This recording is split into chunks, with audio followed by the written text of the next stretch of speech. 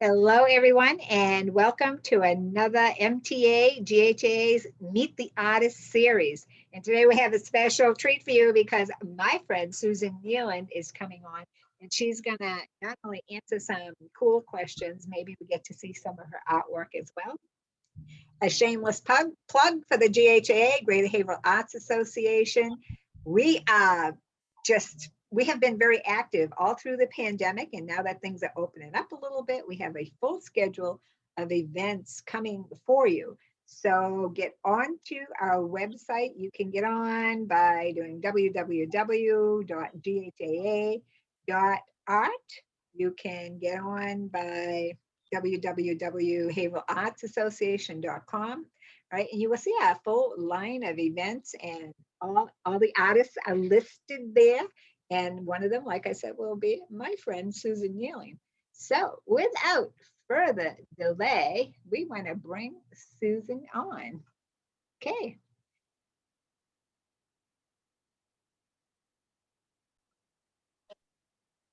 Hello, Susan. How are you, darling? Hi, Joan. It's good to see you. It's good to see you too. We're just kind of chuckling here because we had some technical difficulties, and we're just so excited to be able to be on. So we're having technical fun over here. We have to call it fun, Susan, or else Okay, Joan, you call it fun. I'll try to nod my call head. it fun. I call it pull up my hair out. So Yeah. I was telling folks a little bit about you, and that our goal is to provide, people with some of our artists at the GHAA. And you've done a number of demos, virtual demos and stuff for us. And because we're kind of technically challenged, we did some of them like at your house and stuff. And that was a lot of fun, like trying to piece together the ones that kept breaking up. So believe it or not, even though this was a little challenging for you, this is actually a lot easier. So everyone obviously wants to know how you became interested in that. Like when you came out of the womb, did you come out with a crayon in your hand? What happened there? I was drawing inside, I love it. Actually, yes. I as long as I can remember, it's been my penchant to draw and create. And I was very fortunate to have parents who fostered that. So when I was very little, I spent a good portion of my time drawing. And then I became known as the artist. And so when I go to visit my father at his shop downtown, he had an office, and outside of his office were the office girls, and they'd call me over and they'd say, draw for me, or they'd save me paper, and my grandmother would save me paper, and my father colored with me. And I just always made art. When I was in the first grade, I guess they took a piece of my work and sent it to the Boston Globe show. Oh, wow. And I took an award, and Arthur Foss was the superintendent of art for the city of Haverhill back then. He came to my school, Smiley School, and presented me with the Boston Globe Award. And I was in the first grade. How old were you? 6. Oh my God. Yeah. All right. So you literally have been doing this like forever and ever. So when you say you were drawing, were you drawing with crayons, pencils? What'd you? Really, I just stayed with pencil, and it was right up until high school. I probably just used pencil. They didn't really expose us to a lot, and if they did, I don't think I picked up on what they were trying to teach in the art classes because they were short. Yeah. And when I hit Haverhill High, they have a great art department. And Sue Paradis was there at the time, and Henry Charles. And if anyone's from Haverhill, they probably know Susan Paradis. She picked up on it right away, and she had me doing big mural out in the hall. It took almost a year. Wow. And I took that mural with me when I left the high school. But did you really? Did you really? I don't have it anymore. That was that was going to be my next question. Where is that mural? So did you paint it? Did you paint the mural? I actually did something that I happen to be working with again now. You just made me realize the connection. I was using oil crayon, which isn't a very great medium. They're No, called Craypa or Yeah. oil pastels. yeah, And I yeah. used those on like a velvet mat board.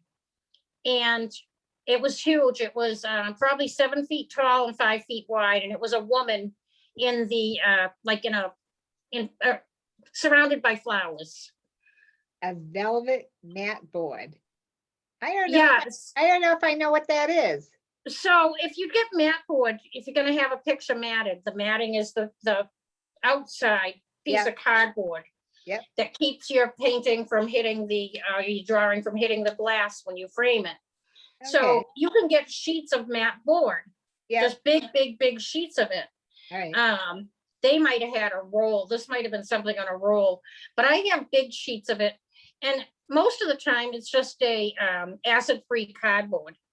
However, they also make it in a lot of different acid-free materials. So they have like suede, they have faux leather. So I did not know that. Velvet mat board. I absolutely love it. I'll show you some. The next time I see you, I want you to try it. Or take a picture so that we can connect it to this video for people. And so I have one. If you want to hold on, I'll just go grab. I do. So this is what I thought would happen. See, once we get her going, she's good. So this one's not my favorite, but you can see. Oh, very nice. So you can't really see. I can't see. You can't really see the what the mat board is. There you go. Nice. But you can tell how rich the colors are. Like if I bring it in. Yeah, absolutely. This is very, very soft here. Yeah. You know, very soft. And velvety. And the back is all dirty for me, you know, drawing. That's good. And I'm not a fan of drawing flowers, but I started doing this just to shake things up with my students, give the ones who I've had for a while something different to try. To do. I fell in love with it again. That's amazing, amazing, amazing. Velvet mat board. Or suede mat board. Or suede Yeah. mat. Do you put any kind of varnish or finish on that? Or is it just? Not at all, because it's much like an oil painting. It's pretty much protected. Okay. I have one completed and framed. However, I don't have it down the studio right now, and I'm not taking a chance. I'm walking home. Gee, I wonder why. Again, this is a joking reference to our technical difficulties that we had a little bit earlier. So usually when people have been into art as long as you have, they usually come from artistic parents or someone in the family. I mean, did you have a mentor? Did your parents do art? Or you just? So no one before me did art. Really? In the capacity that I do. No, and but so my parents both died when I was a teenager, but as I've gotten older, I've realized how, I just don't know how, because a lot of my other relatives have passed, so no one can really tell me. But my mom had the house decorated artistically. We had a lot of, we had a Modigliani print.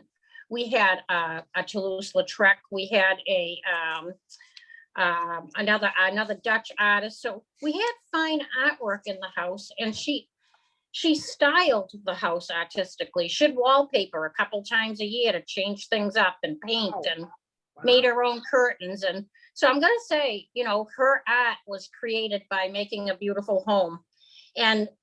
But we never went to museums. I wanted art classes. They said no, no private art classes for me. So I just kept drawing. I was going to say, it didn't stop you. It didn't stop you at all. So artistic ability is definitely in your family, certainly. They just went about it differently. I think about, like, my sister does the same thing. She'll decorate the house very artistically. My brother plays drums and guitar. So there's a creative vein there. So, well, I think there's a creative vein in all of us. And people will ask me, oh, do you have to, you have to know how to draw to take lessons? And just like anything you want to learn, you just have to want to learn it and be really passionate about how much you want to learn it. It can be learned. you'll know right away whether it's, the thing for you, the art form for you, because Oh, well, visual, you know, visual, I- visual fine arts are unlike audio art or say theatrical performing or decorating, in the way that when we make a mark, it takes a lot of patience, which a lot of people don't realize. There's a lot of rules. There's a lot of a foundation to be built. Some Yeah. people want it now. They think that, oh, I'm just gonna start drawing. And it's a slow process to learn. So in that way, that would be someone who really, it's probably not for them. do you think that they can learn patience? I find like kids are they're very mutable, they're very flexible, they don't mind drawing purple sunshine. But when it comes to adults, they're like, I'm an adult, I should be able to get this right the first time. That is the biggest misnomer that I have, Yeah. that I have to encourage out of them, that that's not how it works. And a lot of times when I'm instructing, the adult is pretty sure that I'll say to them, I know you probably think this isn't going to come out good. And they'll go, yeah, how can it? So you're just going to follow through the directions. So where I teach private, I'm able to give directions one-on-one. So I can learn how they see, how they compute, what is a rub, what seems easy. And once I have that down, a couple of classes, then I can start honing in on stretching their patience, doing things that feel more satisfying, because a lot of times they'll say, well, how many more classes do you think this will take? That's an impossible question to answer because there's so many variables. Well, how fast can you work? How fast can your brain keep up with what I'm going to give you? That's right. There's no real answer. I usually go more than one. That's a good answer. That's a good answer. Yeah. And I'm listening to you talk, and you're saying it takes you a couple of lessons to get to know how the student learns, but it's important, so on and so forth. And I think that's what makes you such a great teacher, because anyone who knows Susan Kneeland knows that her students take the most awards in all of our shows. So, gee willikers, Joni. Yeah, but it's absolutely true. Oh, stop. Say some more. Stop. Come on. It's absolutely true that your students seem to just win the most awards. So that says a lot about your teaching ability. And I often wonder, I mean, a lot of people teach. I teach myself. I don't teach a lot of kids. I only have a couple of kids, mostly adults. But you look into the person and you see how they learn. And I think that really sets you apart from other teachers. So if anyone is interested in learning, do you have like a waiting list or? I do have a waiting list. I'm not surprised. Sometimes I don't put people on the list because it's so long, but don't let that discourage anyone. No, don't say that. Don't say it. We'll put you on the list. You'll just be on the bottom of the list. That's it. And that's not always true either, because what I'll say to people is, don't be discouraged. Sometimes, like I have 4 seniors leaving for art college this year. So that's going to be 4 openings that I can slide people into. Some of the people that I call may have found someone else because it's been a while. Sure. May not have the day that I have. And so there's all these situations that might move someone right up the list to, okay, this person can do this time. I just did something new this summer, Joan. I took 2 people and they're only going to come for the summer. I don't know what we'll achieve because there's probably only about 7 lessons. Yeah. Because we have 4 in July, probably 4 in August, maybe 7 or 8 lessons. So they are willing to try it and I'm willing to try it. So if that works, then next summer I'll be able to do just maybe summer classes. I was going to say summer classes are actually a good idea. Do you have or an idea for like summer programs that people maybe could accomplish in 6 to 8 weeks? That I'm teaching? No, is it something you would consider? Because like I said, I think your teaching skills are in great demand. I mean, your artwork is too. But Thank you. I think you're very welcome. But you're a natural born teacher for sure. Thanks. You are Thank you. welcome. So Yeah, summer program. I have been teaching now, I think 27 years. And you hone everything. You get better at stuff. You find your mistakes. You know what you're never going to do again. And then you find that nice niche that always just works. And but I like to change it up. I'm not one for constancy. That's probably why I like teaching private, because the classes are ever changing. Oh, yeah. Somebody else comes in, someone else comes in. I've done summer workshops before. I did a 9-week workshop one summer. I found out that I don't want to commit to every Friday, every week of the summer. So that was a lesson learned. And when it rained, we had indoor classes, and I hired a model. It was a good addition to my artistic income, but it sacrificed a lot of time. So that was something I won't do. But I do plein air classes. So right now I'll probably book 2 or 3 of those, but with this heat, I don't want to be out, and neither does anyone else. Yeah, no, they don't. But right before we started, I had some packages outside. The minute I opened the door, I was like, there's a blast of hot air because we're inside in the AC. Yeah, it's 100 out. At least it was like so hot. I'm like, okay, I'm glad I'm inside. Okay, so plenty of classes outside in this heat is not a really good idea. No, not at all. And the oil, if you use oil, it actually literally melts. Yeah, totally. Yeah. Totally. The acrylics flow good. That's right. They do. Even pencil, like colored pencils and stuff. We use the Prismacolor pencils, and they're soft, a little bit softer and creamier to begin with. In the summertime, those things, they do melt. They melt. Yeah. Unbelievable. Yes, yeah. Totally. So, it's the binder, depends on the binder that the pigment's put with, That's right. So let's just for 1 second, if you're comfortable with it, let's talk about money and art, because you teach art, and that is your living. That's how you support yourself. A lot of artists are doing it in addition to, a full-time job elsewhere. And they're just kind of supplementing, or they're not teaching at all. They're just doing artwork and selling it. So how does it work? Like, how does someone make a living out of art? Obviously you sell your art, but if you're like me, I'm guessing that your main income comes from teaching. Yeah, so my main income does come from teaching, and it is private, so it probably costs more, although I'm probably also working more hours because it's private. Yeah. I do 26 private classes a week, and I used a week. Holy guacamole. 26 classes a week. And then my spare time is spent creating my own work.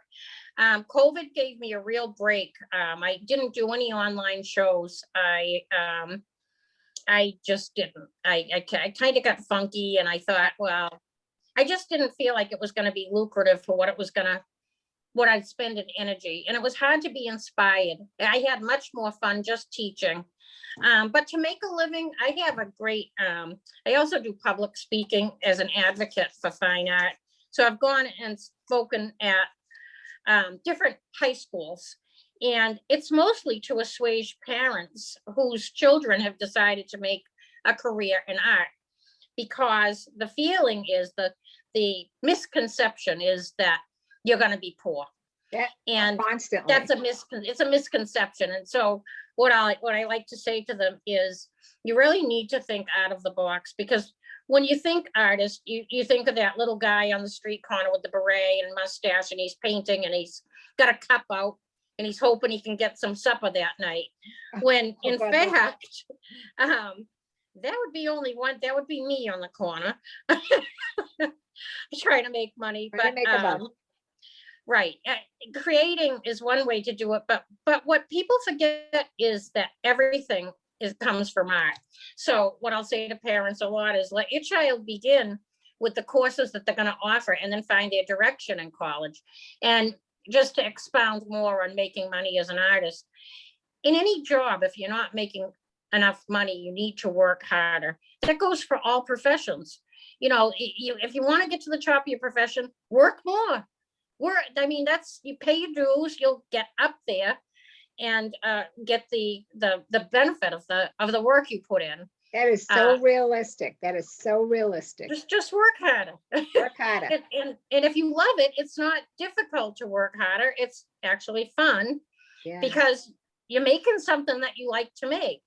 The other thing that we need to remember, all of us need to remember, is if you look around the room that you're in, almost everything in it that's good, Joni. Thank you. I was going to say, I'm pretty surrounded by art right here. Almost everything in it was made by an artist. Let's talk about the lamp that you just turned on. The lamp shade and the lamp base were made by an artist. By the way, the shape of the bulb was designed by an artist. The fan that's blowing in your face was designed by an artist. The bottle of olive oil that I'm going to pour out of tonight was designed by an artist, as was the label. The curtains on my windows, the shades, the table, the chairs, the placemats. That is excellent. That is excellent. Because you're absolutely right. Parents are always, I have a student that I had for years and years and years, and she's so good. I thought for sure she was going into art, and she didn't because her parents advised her against it. You're not going to make any money, blah, blah, blah. Exactly what you're talking about is exactly what happened. This is so valuable. And you take it a step further. It's also, you know, so let's say we get to that table. On the table, your salt and pepper shaker. How about your dishes? How about the glass you're drinking your wine out of? All of that is designed by an artist. And the student might say to me, well, I don't want to just be in design.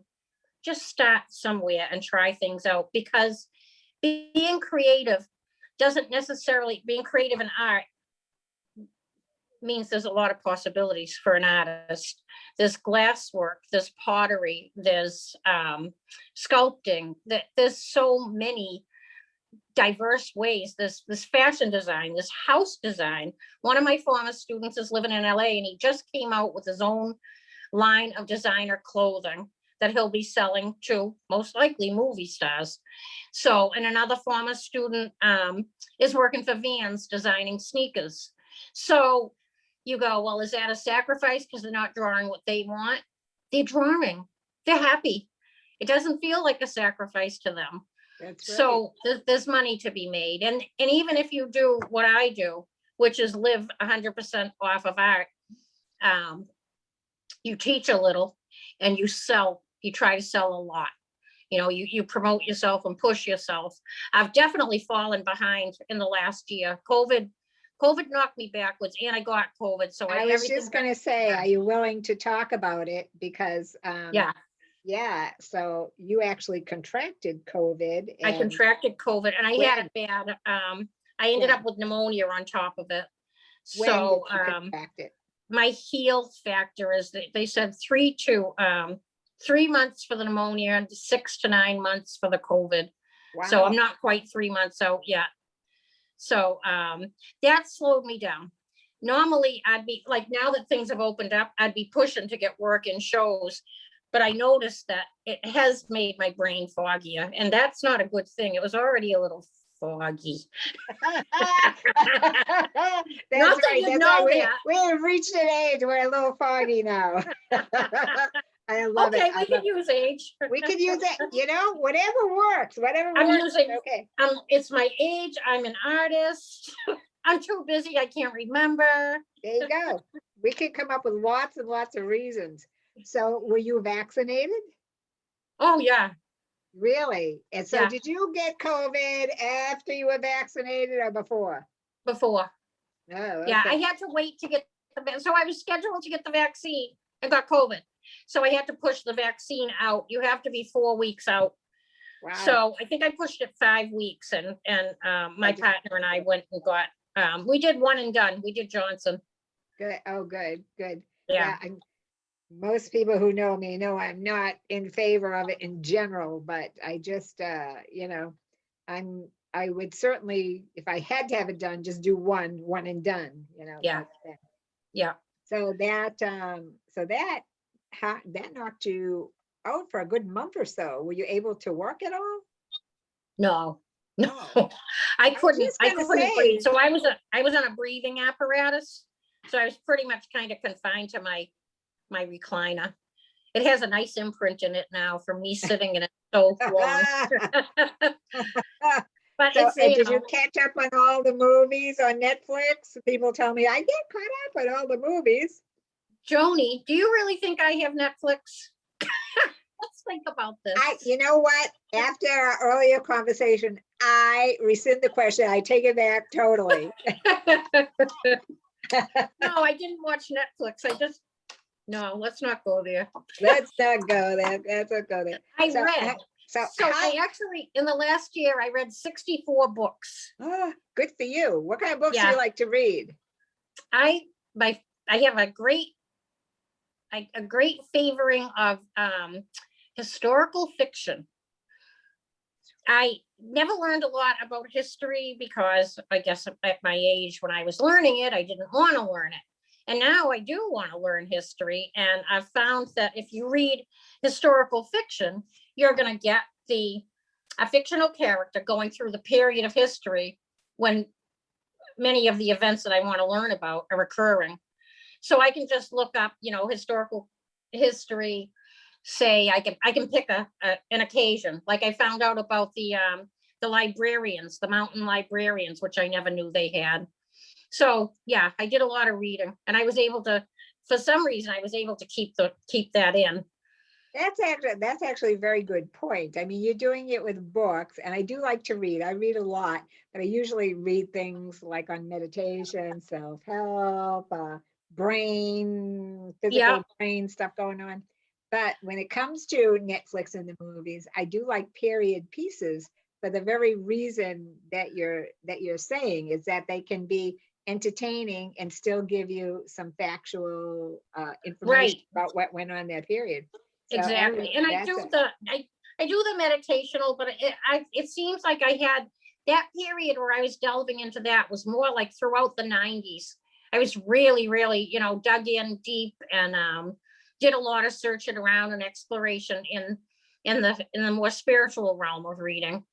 And I just I did read one meaty book. It was called Salt, Sugar, and Fat, and it was a big book. I have it on my phone in a Libby app, which is your library app.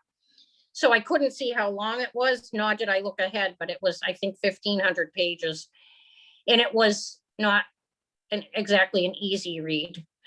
But I'm glad I read it. It's about it's about food and our government, and we don't want to go any further there. The food in our government. Oh yeah, no, don't get me going. People are like, don't talk to her about that. Don't talk to her about organic food and blah blah blah. They totally they go out of their way to not say those things in front of me. So I'm going to agree with you, but I'm sure we can have a really good private conversation about it. How long have you been a part of GHAA, young lady? I think I have my card here. Let's see if it says when I was a first member. I think that it was, I want to say 1992. Oh, you're a lifer. You're a lifer. Oh yeah, I'm a lifer. You're a lifer. Do you belong to any other ones besides GHAA? A lot of GHAAers. I do.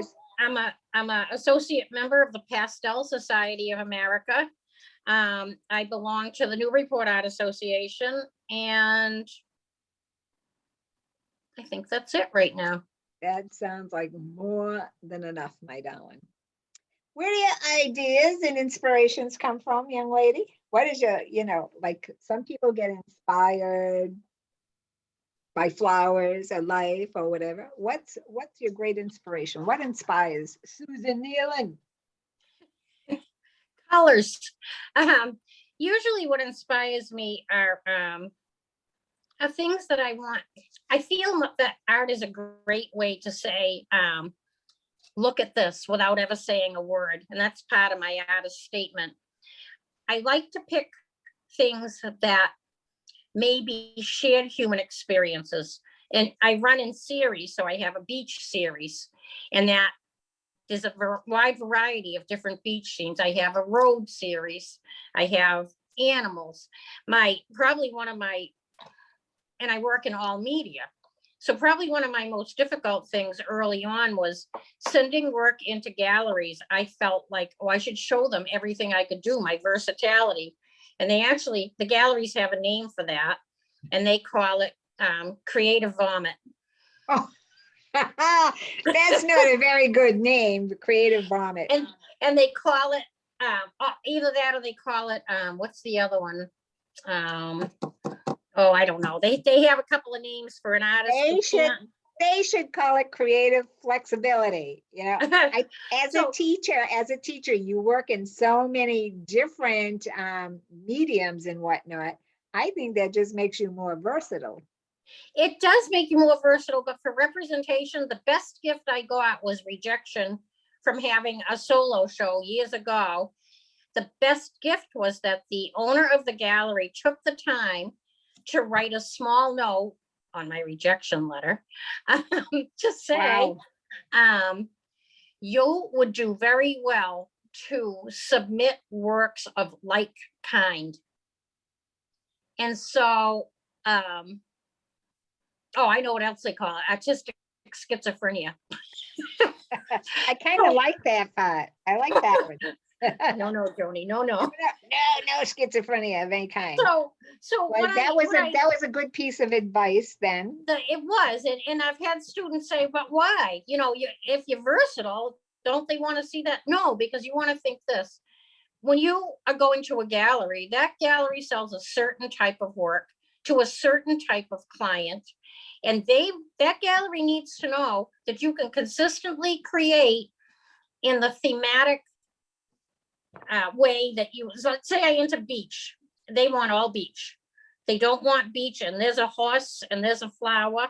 They want to see beach so that when they announce you to clientele, they can say, oh, Susan Kneeland brought another beach piece down.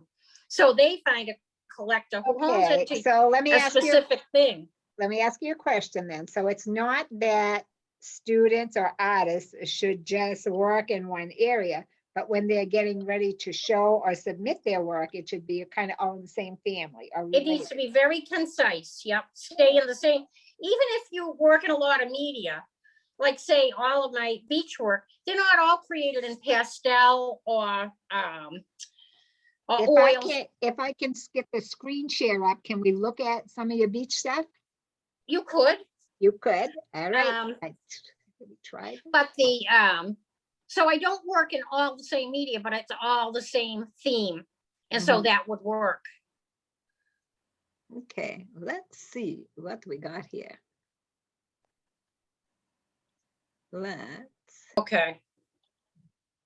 Okay, so Susan, we brought up some of your beach scenes, and I don't know if there's a specific one you want to see. So this piece I created on location on Route 286 heading down towards Markey's and Brown's. It's the marshlands. It's an oil and it's quite old. I've had it for a while. I haven't showed it for a while. Very cool. Very cool. Let's see what else we got. Tell me if there's a favorite one that you like here. I'm looking at this. I want to see this one. I like that one.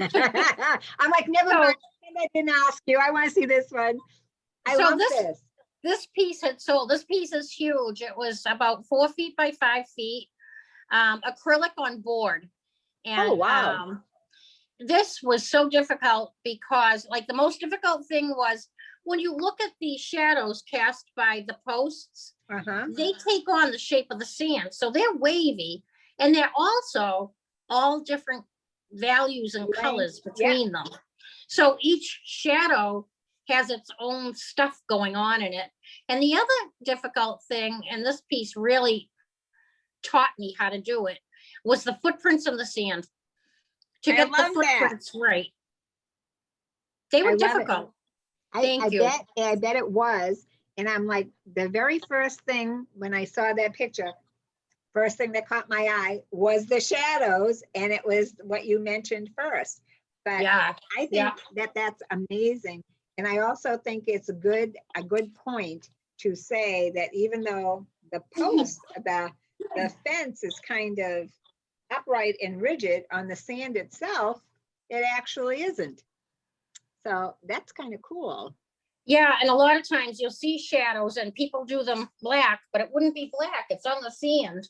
Yeah. Oh, this one sold to a student's parent. I just loved the way the sand, so this one's pastel. So it's funny, Joan, because you picked up an oil, acrylic, and now this pastel. This is pastel on paper. This was big. This was like 22 by 28. Oh, And wow. there's a lot of nothing at the top because the story's really at the bottom. The fun part of this was trying to get the glisten on the waves, trying to understand what happens when a wave crashes, and then just getting the look of these little birds getting their breakfast. That is so cool. That is so cool. Thank you. And it, you're right. I'm picking out one, and they're all different mediums. And you had talked about not necessarily different mediums, but it's more advantageous financially or gallery wise if you're going to submit a group of works that you submit of like work. Only for galleries. For Yes, anything yeah. else, you can submit what you want. Oh, I love this. Oh, cool. These look like mermaids. They are Sirens of the Sea. So a few years back, Starbucks ran a contest, and the competition was to draw Sirens of the Sea, and they were going to they were opening a new Starbucks. They were going to put the winning artist's work in. So that was my motivation to create this, because I'm not really a siren. I had to look up Sirens of the Sea. I didn't really realize they called the sailors to their death. But once I read about them and that they were there to lure the sailors to crash so they could possess them. Yeah. I used, for the faces, I used magazine like models for the position of the face and the arm, but the rest of it is contrived. I made it up, and I really had a lot of fun. I thought, well, if they're underwater, then all the they almost look like feathers. If their little fins are glistening down there, because they didn't say that they're mermaids, they're sirens. So I wanted the bottom to just kind of float. If you enlarge it, there's a lot of multicolors on there. And that was just fun. That one sold. That's gone too. I was kind of sad when that one sold, but I wouldn't have it up in my house. It was big. It was huge. A big, huge one. Oh, look at this one. So that's a pastel. I was on the beach early morning and just taking some photographs. This is a piece I did in the studio. It was a guy and his wife. She's ahead, and he had, he's bent over and stopped to get a pebble, a stone, or maybe some sea glass. And I really liked the way the tide was out, so the waves were small. And if you go to the right and you look at all those cottages, I just think you got the old tower, the old water tower in Salisbury. Way over here. Yeah. And that's not there anymore. No. But let me ask you a question about the people. Now, obviously, these could be anyone because there's no close-up detail. What about if you say you have a beach scene and you can see the people's faces? Do you have an obligation to say to them, look, I'm gonna paint this picture. People are gonna know it's you if they see it. How does that work? I haven't run into that because I haven't done that yet, but it would be the right thing to do. That's what I was thinking too, because I'm looking at this husband and wife, and it's like a kind of special morning moment between the two of them. Like I said, that's far away, so it's right. Any couple at all. And if you notice, and if you notice any of I think I have a big one in there that has a dog up front. Whoop, wait a minute. Oopsie. Let me see. Find the doggy. Is it this one? This one? Dog Days of Summer? Yep, Dog Days of Summer. That's it. Enlarge that. Look at So look at the guy with the dog. He might recognize himself, but I haven't drawn him clearly enough for you to know. He could be anyone. And the same goes with the only people close are those 4 people. And they're kind of, notice their faces are very indistinguishable. You might think you're seeing them, but you're not. And then all the people in the back. This day was so hot. The beach was packed. Yeah. And this guy had his dog, in the water. And I thought it was pretty intense when I started with the people, but when I got up to the cottages, I wanted to poke my eyes out with the pastels. I didn't realize how much work it was going to be. This piece measures 30 by 40. Wow. Wow. So and it's pastel on a prepped board, on a pumice board. Oh, wow. Yeah, this looks like it took forever to do. It didn't take as long as you'd think. I had to get away from it. I put it away for a few months though. Oh, you did? Okay. Yeah, I got all the people in the water and then I was discouraged. So I put it away and I looked at it maybe 2 months later and went, oh, I really want to finish this. And then I had the patience to do the houses because doing all those people took a lot of patience. I bet. And can you see the 2 little boys behind the man? I don't know if when I enlarge, you can see. Yeah. See them? Them right there. Look at their what? Look at their what? The position of their legs as they're running through that it's wave, amazing. It's an amazing thing. I don't think I can enlarge from here because I'm on my floor, but I can see them certainly. And the position of their legs, even this lady over here. I mean, even way back here. So all those people in there. Look at this little guy over here. This is an amazing piece. That piece is available. Oh, good. Yeah. So did you take a photograph? You worked from a photograph because obviously you're outside, the sun changes position in the sky. Okay. All of my beach work is done from photography. It's it's usually too hot, too crowded, and they take a long time to bring around. Yeah. Oh, I loved this piece. This piece is gone too. Nice. That's pastel. That was also pastel. Huge. Title chatter. Title chatter. How clever, right? Yes. Yeah. Coming up with the names. Students have a hard time with that. Yeah. I think this one, the one before it was better. Oh, there's the other. Is that one again? Before it, like the Dog Day one. Yeah. Because Day. Dog Day was done about a year after that. So you get better. That's the beautiful thing about art. You really never hit unless you get stagnant or you're comfortable, you just keep working. Oh, I love that one. Keep going. So that's a watercolor. Oh okay, watercolor. Just a few dashes of color for the waves and a hint at the people, and I kept it simple. Yeah, this is nice. That was fun. Whoa, this one? Oh, they were huge waves. They're hurricane waves, and surfers were out in them. And I just had to show the scope of the wave compared to the surface. Okay, and this is an acrylic. Mm-hmm. So I know the difference between acrylics and oils, but would you explain it for people who do not? Well, acrylics are a man-made pigment, and they're suspended in a polymer. So people go, oh, they're plastic. No, they're not plastic, but all pigment, all color is pigment, and all pigment is put with something to be able to use for the artist to use. So when they make acrylics, they take pigment and they mix it with a polymer. When they take pigment and mix it with linseed oil or safflower oil, you get oil paint. Okay. So oil paint can't come out with water. You have to work with it with turpentine, whereas acrylic has a water base and you can work with water. So if you're indoors and you say, oh, I really love to paint, but I don't want the smell.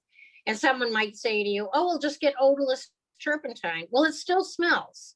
And so what you could do is work in acrylics.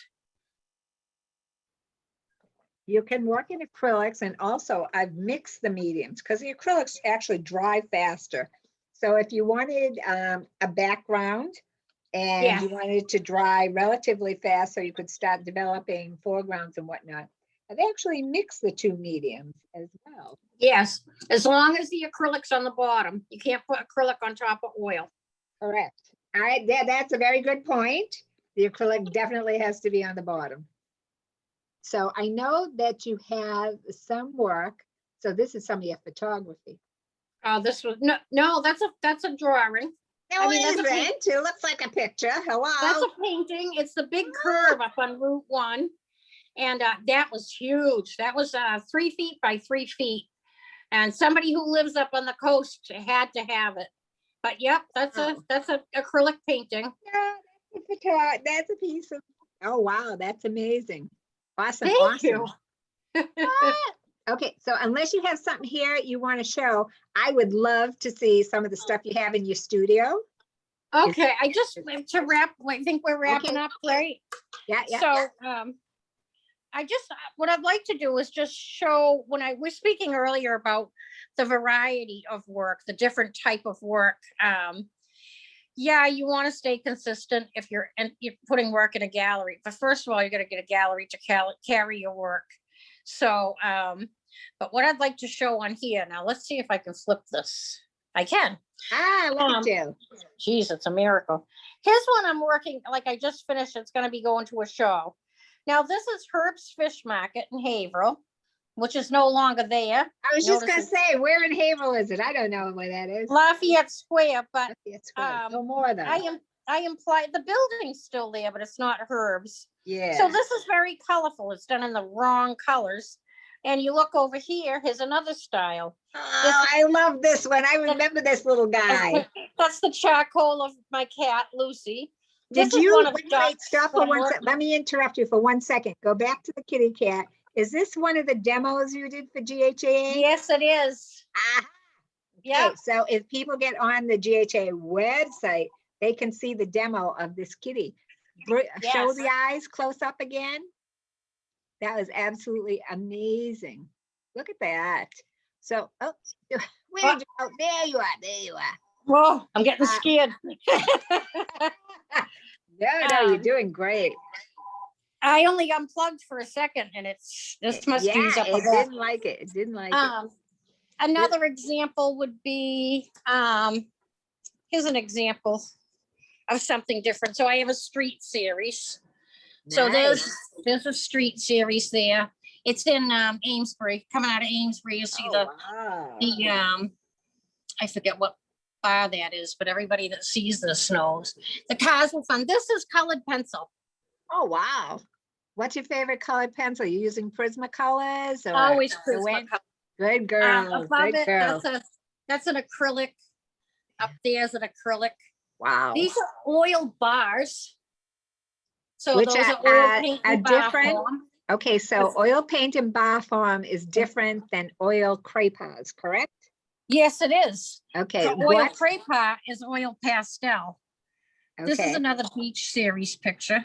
Nice. And this arcade is no longer there. They tore it down. Wow, I got a little history. Here's a watercolor. Ah, nice. And I've got a watercolor over here. This is new. This is another medium we're playing with. It's mixed media on whiteboard. So what really hard to paint on.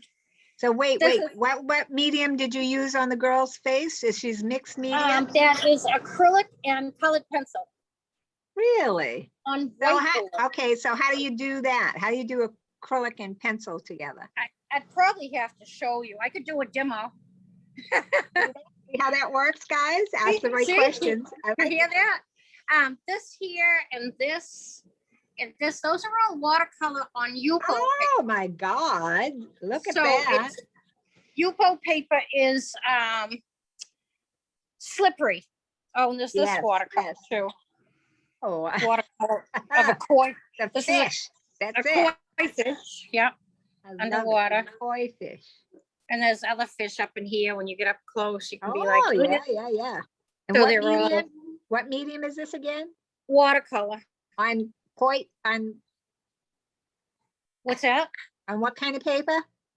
It's watercolor on You both? 140-pound canson paper. Oh, okay. All right. And Oh this my is a God. watercolor. That's amazing. Look at you. Snow. Yeah. Oh. So Watercolor again. nice. This one, here's a different style. So Wow. I called it Red Rose Teas because it was a red rose tea bag. bag. And I like to do things in wrong colors. Yeah. But now I got sick of everybody saying that it was a witch. It's not a witch. You want it to be a witch? Okay, it's a witch. Is that a witch? Yeah. And then yeah. I got like, that's an oil. Nice. That's acrylic with a day moon. I really like the day moon. Nice. Acrylic again. Oh, So look how they're everywhere. they're everywhere. Totally. This is awesome. Plus we get a look at your studio. Do you still have the swing in the middle of your studio? Right over there. There it is. There it is.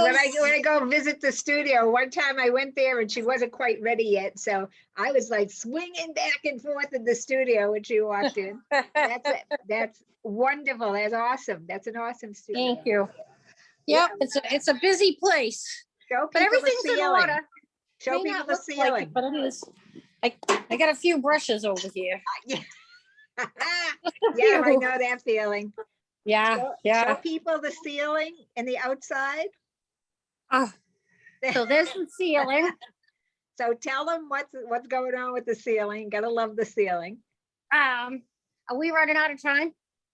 We got like 2 seconds. Okay. The ceiling. Let me show you the outside. I gotta go. I'm gone. All right. Can you see this? Yes. I don't know if you can see it. Yes, I can. And I have the word imagine up there. Nice. And it looks like this on the property. Nice. And so all the pictures up on the ceiling are old. So I frame my own work, and so I had to take the pictures that were in the frames out, and I didn't want to get rid of them, so we tacked them up there. I love it. And I love it. And this is my frame shop. This is what this looks like in here. So there's a lot of canvases back here and frames to fill. That's an amazing studio. I have to ask you, my friend, how can people get a hold of you if they want to know more about you? All right. Well, if you go on my webpage, which is www.susankneeland.com, there is a connect page, a contact page. Nice. You can also call me, and my phone number's on there. I was going to say, I see the phone number. I actually have your little card right here. And it's, I don't know if I can hold it up there. This is, even the business card is artistic. Okay, so you're probably seeing it backwards, but her phone number is on here, which is 603-382-5332. Besides the SusanKneeland.com, you can reach her at KneelandFineArts@AOL.com, correct? That's correct. Correct. And she is an artist, instructor, and design worker. Yes. My friend I designed the sculpture that's over in Bradford, Mass. Absolutely amazing. And do you have artwork up at the summer exhibit at Buttonwoods? I sure do. I'm installing that show with the help of some other members on this Thursday afternoon. Nice. Okay, so everyone look for Susan there, and there's some other cool artists that will be there as well. Susan, thank you so much. This was awesome. Joni, thank you for your time and the work you do for the association. For those of you who are interested in making art, life's short. Make art. It's a really great way to enjoy your life. Absolutely. And thank you very much. And I'm a proud member of the Haverhill Art Association. We've grown in leaps and bounds. Absolutely. Thank you so much, my darling. Thank you too. Bye for now. Be legendary. We know you are. Thanks, Joni. All right, honey. Bye-bye. All right. Bye-bye.